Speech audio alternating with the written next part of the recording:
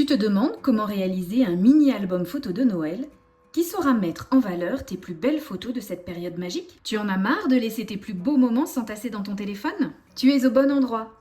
Ici, je te montre comment donner vie à tes souvenirs dans un format tout aussi magique que les fêtes elles-mêmes.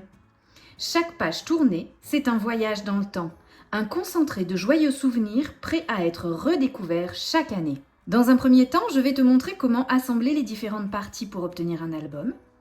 Ensuite, je te montrerai aussi comment poser des pampilles sur la tranche.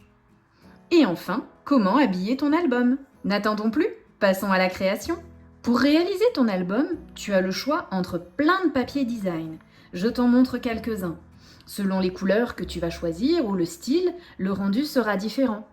Plutôt brillant et scintillant ou plutôt dans les tons naturels. À toi de voir ce que tu préfères. Lorsque tu vas imprimer tes photos, n'hésite pas à le faire dans différentes tailles, ça donnera plus de vie à ton album. Pour commencer, je te laisse préparer tes morceaux de papier en suivant le guide de coupe que je te donne en description. Je commence avec les morceaux 1 à 3. Le numéro 2 se positionne à droite du 1 et le 3 à gauche. Je marque d'abord bien les plis sur tous les morceaux. Je peux m'aider d'un plioir. Je mets une bande de scotch double face sur la partie de 1 cm. Je retire un petit morceau de la protection du scotch. Ainsi, tout ne collera pas d'un coup et je pourrai prendre le temps de bien positionner mon papier. Je positionne le morceau numéro 2 sous le morceau numéro 1. Je viens aligner ce dernier juste avant la ligne de pli du papier numéro 2. Si je me mets sur la ligne de pli, je vais gêner le mouvement par la suite. Donc je me mets bien juste avant la ligne de pli. Et je colle. Je reste bien juste avant la ligne de pli, pas dessus. Je prépare le morceau 3 exactement de la même manière. Je plie sur les lignes de pli. Je colle la bande de scotch double face sur la partie de 1 cm à l'extrémité du papier 3.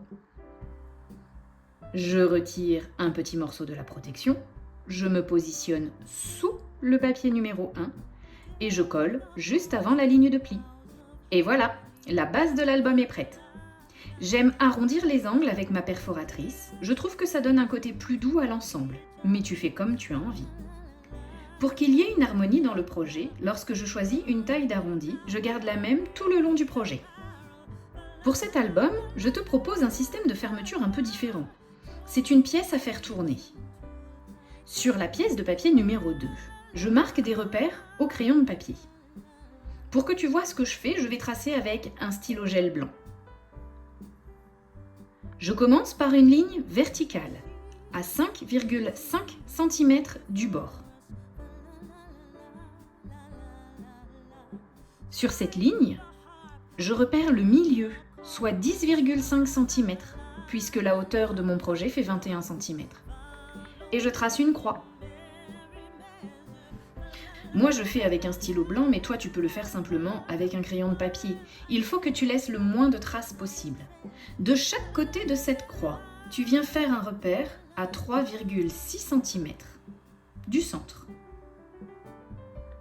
Ensuite tu rejoins ces marques, ce qui va former un carré de 5,1 cm de côté. Maintenant, tu découpes au cutter ou au scalpel pour moi. Sois bien précis dans les angles. La première partie de ta fermeture est prête. Sur la partie gauche de la pièce 1, on va percer un petit trou au centre de notre ouverture. Pour être sûr de ne pas me tromper d'endroit, je fais un premier repère grossier avec mon stylo blanc pour avoir une vague idée d'où va être ce trou. Ensuite, je travaille plus précisément. Je prends un repère à 5,5 cm du bord gauche et je trace une ligne. Je reprends le milieu de la hauteur, soit 10,5 cm, ce qui doit correspondre plus ou moins à mon repère grossier. Avec un poinçon, je viens faire un trou. Notre base est prête. Maintenant, je prends les morceaux 4, 5 et 6. Je vais préparer 2 petites pochettes.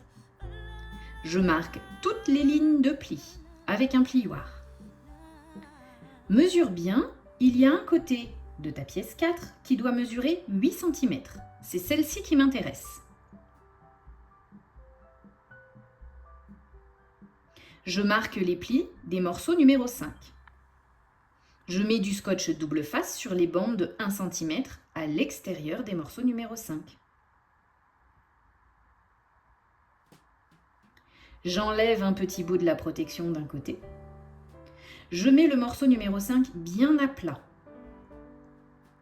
Je viens le positionner au bord du papier, avant la ligne de pli.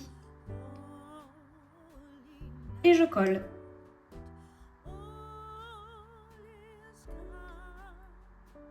Je fais pareil de l'autre côté avec le second morceau numéro 5 et je fais bien adhérer avec un plioir.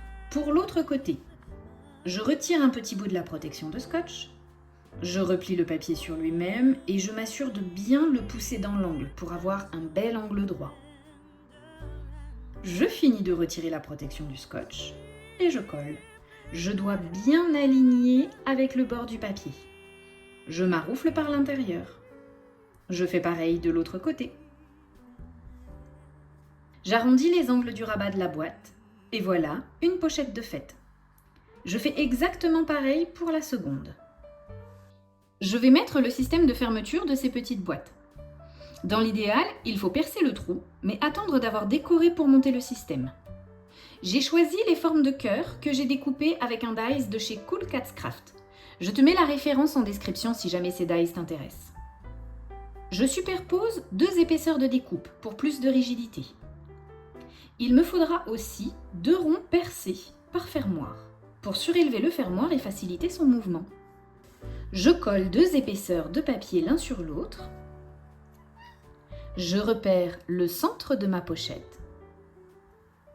Je positionne mon rond percé contre le rabat pour savoir à quelle distance faire le trou. Je le marque avec un stylo au centre. Je perce avec un poinçon. Je positionne le cœur sur le rond percé, le tout avec une attache parisienne. Et voilà, mon système de fermeture est monté. Avec les pièces numéro 6, je vais fixer mes 2 pochettes dans la structure. Je marque les plis des pièces 6. Je vais les positionner dans la partie gauche de la base de l'album, comme ceci, face à face, et elles seront mobiles. Je vais coller la pièce 6 par-dessus la pochette. Je mets du scotch double face sur les bandes de 1 cm à l'intérieur. J'enlève une partie de la protection et je positionne ma pochette avant la ligne de pli et je colle.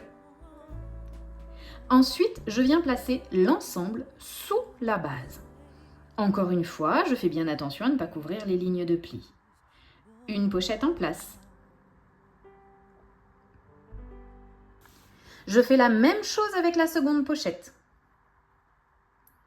Les 2 pochettes sont bien installées face à face. On va s'occuper des pièces 7. Je marque tous les plis. Je mets du scotch double face sur la bande de 1 cm de chaque côté. Ces 2 pièces vont venir s'ajuster chacune sur une pochette.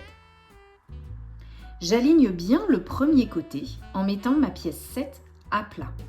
J'enlève un morceau de la protection de scotch, je m'aligne bien et je colle. Maintenant, le plus délicat, c'est coller l'autre côté. Je mets ma pièce en volume. Je retire un morceau de la protection du scotch. Je prends mon temps pour bien aligner, car cette fois-ci, je ne peux pas me mettre à plat. Il faut donc que je travaille avec le relief. Ma pièce doit arriver bien au bord de la pochette. Je retire la protection du scotch. Je colle et je maroufle bien par l'intérieur. Je fixe le second morceau de la même manière sur la seconde pochette. Au final, la pochette plus sa rehausse doit nous donner une épaisseur de 1 cm. Maintenant, je prépare le support photo qui viendra dans les pièces que je viens de coller. Je prends donc les pièces 8, je marque les plis. Pour plier de petits espaces comme les 2 ou 3 mm, je peux soit m'aider d'une règle, soit rouler le papier entre mes doigts. J'arrondis les angles du rabat et de la base. Et voilà, mes pièces sont prêtes à être glissées dans les supports, une de chaque côté. Maintenant, je vais préparer la partie gauche de mon mini-album. Avec les pièces 9, 10 et 11. Je marque les plis, j'arrondis les angles opposés à la ligne de pli. Je vais coller la pièce 11 sur la pièce 10. Moi, j'ai choisi de la mettre au centre, soit à 2,2 cm du bas. Tu peux tout à fait la décaler, la mettre plus haut ou la mettre plus basse, ou la mettre carrément en plein milieu. J'ai choisi d'aligner la ligne de pli de la pièce 11 à celle de la pièce 10, à 2,2 cm du bas. Ensuite, je colle la pièce 10 à l'intérieur de l'album. Pour ça, je fais un repère à 1 cm du bas. Je me positionne sur cette marque, je m'aligne juste avant la ligne de pli et je colle. Je maroufle bien. Je ne couvre pas les lignes de pli, je suis juste avant. Je colle la pièce numéro 9 exactement de la même manière, mais en face. Je pense à bien marquer les plis pour former l'épaisseur des pages, sinon elles vont dépasser de chaque côté. Je prends les pièces 12 et 13. Je marque les plis. Je mets du scotch double face sur les 3 côtés de la pièce 12, c'est une pochette. Je coupe les angles en biais. Pour la pièce 13, je marque les plis. Et je mets du scotch double face sur la bande de 1 cm en haut à l'intérieur. J'arrondis les angles opposés. Je viens coller la pièce 12 en bas de l'album. Je retire un morceau de la protection du bas. Je m'aligne bien au bord de la base de l'album et je colle.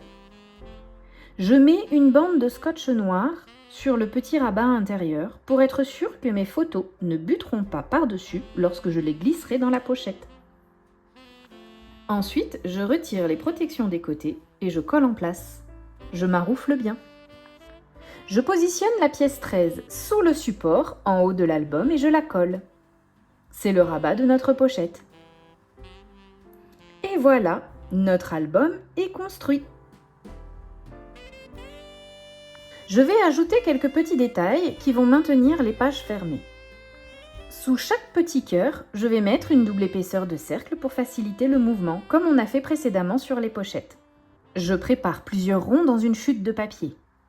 Je perce le centre et je les colle 2 par 2. De même pour mes petits cœurs, je double l'épaisseur pour plus de solidité. Je m'aide d'un petit rond percé pour savoir à quelle distance faire le trou. Je le positionne à l'endroit où je souhaite mon fermoir et je marque le centre percé du rond. Je fais un trou avec un poinçon. Pour ça, je positionne une chute de papier pliée en plusieurs épaisseurs sous la zone à percer et je pique avec mon poinçon. Une fois que mes pages seront décorées, je pourrai mettre en place les fermoirs. Pour les pièces 14, je les colle toutes les unes sur les autres. Je peux arrondir les angles si je veux. C'est le carré qui va me servir de fermeture de l'album. Et voilà, ton album est prêt à recevoir le papier design. Je vais préparer l'accroche des pampilles sur la tranche.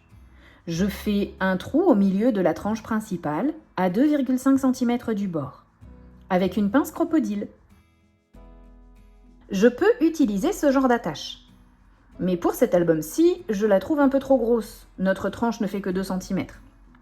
Alors je vais utiliser une simple attache parisienne. Je la placerai une fois le papier design extérieur installé. Voilà pour le montage de l'album. Si tu sais déjà comment t'y prendre pour l'habiller, je te laisse faire et je serai ravie de voir ta création en photo sur le groupe Facebook. Si cette réalisation te plaît, n'hésite pas à t'abonner. Je te propose un projet chaque semaine dont je détaille la réalisation pas à pas. Si tu ne sais pas comment t'y prendre pour décorer ton album, reste avec moi, je te montre. Je commence toujours par habiller la première page pour être sûre d'avoir assez de mon papier design favori. Je vais piocher dans la collection Letters to Santa de Graphic 45, car après la réalisation du calendrier de l'Avent, il me reste encore des feuilles. Je vais les utiliser ici. Je vais récupérer mes chutes, je farfouille un petit peu et je repère les motifs que je suis sûre de vouloir utiliser. Je les prépare, je les mets de côté. Regarde celui-là, il ira parfaitement ici. Pour mon fermoir carré, j'avais déjà repéré un autocollant sur la planche fournie avec les papiers design. Je le récupère et j'arrondis les angles. Je le recoupe à la bonne dimension. Pour une jolie finition, j'encre les bords avec une encre Versafine noire et un tampon mousse. Je le colle en place. Je pense à faire un trou au milieu de mon carré pour le fixer avec une attache parisienne. Pour la couverture, je choisis ce papier effet timbre. J'ai eu peu d'occasion de mettre en valeur ce motif que je trouve très joli. Je vais utiliser un massicot pour faire des découpes. Je dois couvrir la face avant qui mesure 21 cm par 13,5 cm. Sachant que tout l'album mesure 21 cm de haut, je vais d'abord couper mon papier à 20,6 cm de haut. Pour chaque morceau, je retire 4 mm par rapport à la taille que je dois couvrir. Ma face avant mesure 13,5 cm de large. Moins 4 mm, j'ai besoin de 13,1 cm. Voilà la face avant. Ensuite, je veux la tranche avec un motif continu. La tranche fait 2 cm. C'est une bande fine. Si j'enlève 4 mm, il ne va pas me rester grand-chose. Alors j'enlève que 2 mm. Je coupe donc une bande de 1,8 cm. La partie suivante, le dos, j'ai besoin de 13,1 cm. Et la dernière tranche, 1,8 cm. Et voilà, j'ai de quoi habiller tout l'extérieur avec un motif continu. Attention à ne pas mélanger les morceaux. Si mon support a les angles arrondis, je pense à arrondir les angles de mon papier à motif. Pour la décoration de la face avant, il faut que je reproduise l'ouverture carrée. Pour cela, je positionne mon papier design comme je vais le coller. Avec du washi tape, je le fixe en place. Je retourne délicatement et je trace les bords de l'ouverture avec un stylo. Je détache la feuille. Je souhaite tout de même une petite bande noire autour de mon ouverture. Donc, je retrace une ligne 2 mm plus loin. Tu n'y vois pas mieux, même si je trace en blanc sur ce papier à motif. Et maintenant, je coupe au cutter, comme tout à l'heure. Pour une jolie finition, je noircis la tranche et les bords du papier. Et je colle en place. Je préfère utiliser du scotch double face plutôt que de la colle liquide. Avec la colle liquide, je trouve que le papier aura tendance à gondoler. Mais toi, tu utilises ce que tu préfères. Avec le scotch double face, pour avoir le temps de me positionner correctement, je décolle les protections des coins opposés, sur 1 ou 2 cm.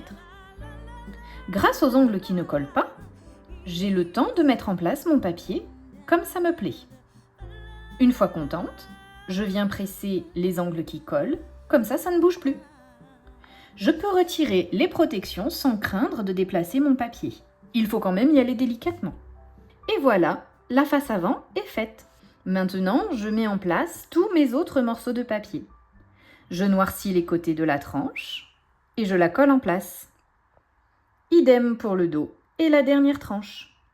Fais attention au sens du motif, ça m'arrive régulièrement de mettre mon papier à l'envers. Maintenant, je vais habiller l'intérieur. Je choisis le motif qui me plaît. J'ai toujours 21 cm de haut, alors je coupe à 20,6 cm par 13,1 deux fois. Dans le même papier, je couvre aussi l'intérieur des tranches dont je coupe des bandes de 1,8 cm de large. Je pense à recréer l'ouverture dans le papier design intérieur, comme on a fait tout à l'heure. Je mets ma feuille en place avec du washi tape et je trace dans l'ouverture. Je pense à arrondir les angles. Je noircis la tranche et je colle en place. Je colle mon second morceau de 13,5 cm au dos de la page où il y a les pochettes. Je ne vais pas pouvoir appuyer pour m'arroufler puisque j'ai les pochettes derrière. Alors j'ouvre la page, je soulève les pochettes et je m'arroufle par l'intérieur. Je pense à refaire le trou, sinon je vais le perdre. Je peux venir fixer le carré qui me sert de fermeture à l'aide d'une attache parisienne. Sous le carré, je mets 2 épaisseurs de rond percé, comme ça, il est un peu rehaussé et ça facilitera sa rotation. Sur la tranche qui a des pampilles, je mets en place mon attache parisienne avant le papier design intérieur pour pouvoir cacher les ailettes de l'attache. J'enfile l'attache, je positionne un anneau derrière et ensuite je la serre pour bloquer l'anneau. Je viens aussi coincer des morceaux de ruban si j'en ai envie dans l'orifice, lorsque je passe l'attache. J'ouvre les ailettes, je plaque bien et je mets un morceau de masking tape noir pour bloquer les ailettes. À l'anneau, je vais pouvoir fixer des chaînettes. J'en ai mis 2 morceaux. Sur ces chaînettes, je pourrai monter d'autres anneaux sur lesquels j'ajouterai des breloques, des perles, des pompons, tout ce qui me passe sous la main. Maintenant, je peux coller le papier design à l'intérieur. Les ailettes de l'attache seront cachées. Je sors toutes mes chutes de papier. Je sélectionne celles qui me plaisent et qui ont une dimension adéquate. Je les positionne, j'observe le résultat, voir si ça me plaît comme ça. Et une fois que j'ai à peu près toutes mes pièces, je vais pouvoir commencer à couper. Je commence par habiller la pièce 11. Elle mesure 8,5 par 10,5 cm. Il faut donc que je coupe un morceau à 8,1 par 10,1 cm de mon papier design. J'arrondis les angles. Je noircis les tranches. Et je colle en place. Je noircis aussi la tranche du papier décoré que je vais ajouter par-dessus. Pour la pièce 10, qui mesure 13,5 par 15 cm, je coupe 13,1 par 14,6 cm. J'arrondis les angles. Je colle en place et je refais le trou. Avec les dies assortis de chez Cool Cats Craft, je vais découper la décoration du fermoir en forme de cœur. Je le colle sur le fermoir que j'avais préparé tout à l'heure et je le mets en place. Le fermoir, un rond percé, le tout avec une attache parisienne. Au dos, je fixe les ailettes avec du masking tape noir. Je m'occupe de la pièce 9. Il me faut 13,1 par 20,6 cm de papier design. Je reproduis le trou et le fermoir. Et voilà, les pages tiennent bien fermées. Pour le dos de la page 9, je découpe 13,1 par 20,6. Pour le dos de la page 10, je découpe 13,1 par 14,6. Et ainsi de suite pour chaque page et chaque morceau à habiller. Je mesure la dimension et j'enlève 4 mm. Je colle d'abord la face qui reçoit le fermoir, puis la partie du dos pour cacher les attaches. Je te laisse continuer à habiller ton album tranquillement. Et voilà, ton album de Noël est terminé. Tu n'as plus qu'à y glisser tes plus belles photos. Plus d'excuses pour les laisser dormir dans ton téléphone. Quels sont tes plus beaux souvenirs de Noël? Qu'est-ce que tu préfères prendre en photo? Les petits biscuits que tu prépares? La décoration de ton sapin? Ou bien ta famille et tes amis? Dis-le-moi dans les commentaires. Si tu as aimé réaliser ce projet, n'hésite pas à t'abonner à la chaîne et à activer les notifications pour ne pas manquer les prochains tutos magiques. Pour continuer, je te conseille d'aller voir comment j'ai réalisé le calendrier de l'Avent dans cette même collection de jolis papiers. Et n'hésite pas à me dire dans les commentaires ce que tu préfères, réaliser des boîtes ou des albums.